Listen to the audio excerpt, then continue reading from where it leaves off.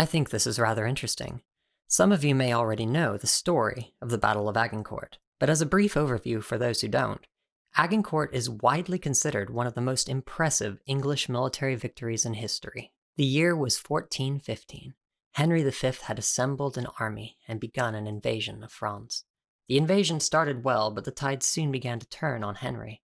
Low on food and plagued by disease, and massively outnumbered by a French army that had been following him, Henry decided to attack. The French knights and their horses struggled with thick mud and dense forests on the battlefield, which caused the French to suffer a catastrophic defeat to the more lightly armored longbowmen and men-at-arms of Henry. If you would like a more in-depth video of this battle, or others, let me know in the comments. Now, you're probably wondering where the poop archers come into it.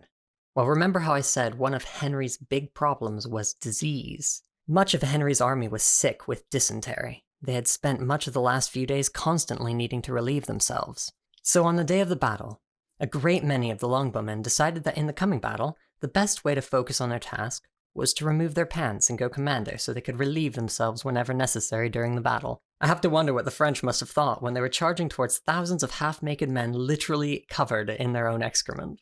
If you found this video rather interesting, please share this bizarre part of history with a friend or family member. If you are interested in more videos like this, please subscribe and hit the notify bell. Thanks for watching.